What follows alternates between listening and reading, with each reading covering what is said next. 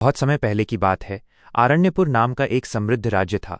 वहां के राजा वीरेंद्र देव अपने न्याय और दयालु स्वभाव के लिए पूरे प्रदेश में प्रसिद्ध थे। वे मानते थे कि राज्य का सच्चा वैभव उसकी प्रजा की खुशी में है, न कि महलों की ऊंचाई में। तो लाइक कर दीजिए। राजा के दरबार में जरूर बताइए कि आपको कहानी कैसी लगी। व्यापारी और विद्वान आते अगला भाग देखने के लिए चैनल राजा के सबसे निकट 3 व्यक्ति थे। 1. राजा वीरेंद्र देव स्वयं जो न्यायप्रिय और विचारशील शासक थे। 2. सेनापति अर्णव वीर तो थे, परंतु हर समस्या को ताकत से सुलझाने में विश्वास रखते थे। 3. चाणक्य नामक युवा ग्रामीण जो बुद्धिमान, चतुर और अवसर पहचानने में अद्भुत था। चाणक्य न तो मंत्री था, न कोई बड़ा व्यक्ति। वह एक साधारण ग्रामीण था जो प्रतिदिन महल में पानी भरने, बगीचे की देखभाल करने और संदेश लाने जाने का कार्य करता था। लेकिन राजा कई बार उसकी बातों में छिपे गहरे अर्थों को महसूस करता। एक दिन राजा अपने महल के बगीचे में घूम रहे थे। उन्होंने देखा कि चाणक्य मिट्टी में कुछ खोद रहा है और कुछ खोजने की कोशिश कर रहा है। राजा मुस्कुराए, क्या खो गया है तुम्हारा चाणक्य? चाणक्य ने सिर उठाया, महाराज, कुछ नहीं खोया, बल्कि कुछ ढूंढ रहा हूं। धरती में हमेशा कुछ न कुछ छिपा होता है, बस देखने वाली आंख चाहिए। राजा को उसके शब्द गहरे लगे। उन्होंने सोचा, यह युवक साधारण है, परंतु इसके विचार असाधारण हैं। उसी दिन दोपहर को दरबार में समाचार आया, महाराज, पड़ोसी राज्य भद्रकपुर का राजा युद्ध की तैयारी कर रहा है। सेनापति अर्णव ने तुरंत कहा, महाराज, हम भी अपनी सेना तैयार करें। पहले वार करना ही सबसे बड़ी बुद्धिमानी है। लेकिन राजा ने थोड़ी देर सोचकर कहा, कभी कभी धैर्य भी युद्ध का शस्त्र होता है। पहले कारण जानना चाहिए। चाणक्य उस समय दरबार के कोने में पानी रख रहा था। वो धीरे से बोला, महाराज, कभी कभी हवा बिना कारण नहीं चलती। शायद इस हवा में भी कोई संदेश छिपा हो।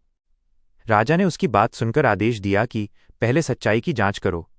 3 दिनों में पता चला कि भद्रकपुर का राजा युद्ध नहीं बल्कि व्यापार समझौता चाहता था।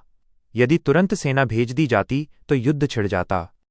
राजा मुस्कुराए, कभी कभी समझदारी तलवार से बड़ी होती है। कुछ महीनों बाद राज्य में भीषण सूखा पड़ा। खेत सूख गए, तालाबों में पानी नहीं रहा। लोग परेशान हो गए। राजा ने सभा बुलाई, कौन है जो मेरे राज्य को इस संकट से बचा सकता है? सेनापति अर्णव बोला, महाराज, मैं दूर दराज के नदी क्षेत्र से पानी लाने की व्यवस्था करूंगा। राजा ने उसकी बात मान ली। 3 दिन बीते लेकिन काम शुरू नहीं हुआ। रास्ते कठिन थे और मजदूरों ने मना कर दिया। तभी चाणक्य ने कहा, महाराज, यदि अनुमति हो तो मैं कोशिश करूं। राजा ने मुस्कुराकर कहा, तुम एक साधारण युवक हो, ये काम तुम्हारे बस का नहीं। पर चाणक्य बोला, महाराज, कभी कभी छोटा मनुष्य बड़ा रास्ता दिखा देता है। राजा ने इजाजत दी। चाणक्य ने गांव-गांव जाकर कहा, यदि हम सब मिलकर अपने घरों की छतों पर वर्षा जल इकट्ठा करें तो हमारे पास नदी से भी बड़ा सागर होगा। शुरुआत में लोग हंसे, पर धीरे धीरे सबने काम शुरू किया। 6 हफ्तों में पूरे राज्य में जल संग्रह हो गया। खेत हरे भरे हो गए। राजा ने चाणक्य को दरबार में बुलाकर कहा, तुमने साबित कर दिया कि बुद्धि से बड़ा कोई शस्त्र नहीं। सेनापति अर्णव को यह बात अच्छी नहीं लगी। वह सोचने लगा, एक साधारण ग्रामीण राजा का विश्वास जीत रहा है। यदि यही चलता रहा तो मेरी जगह खो जाएगी। धीरे धीरे उसने राजा के कान भरने शुरू कर दिए। महाराज, ये चाणक्य बहुत चालाक है। वह अपने लाभ के लिए आपको प्रभावित कर रहा है।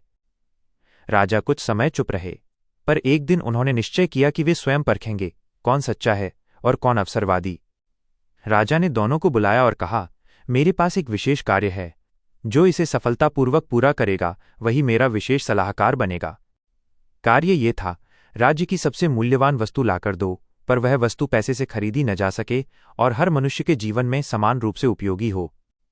सेनापति अर्णव घोड़े पर सवार होकर निकल पड़ा। उसने कीमती रत्न, मोती और दुर्लभ धातुएं ढूंढीं।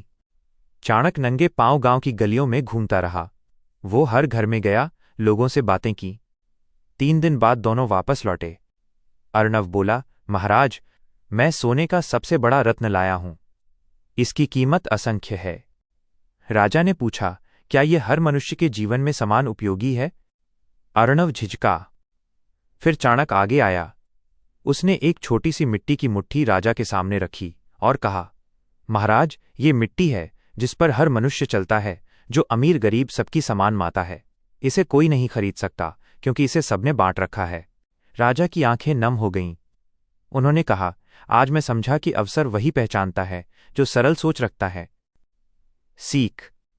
सच्चा अवसर पहचानने वाला वही है जो हर परिस्थिति में साधारण चीजों में असाधारण देख सके।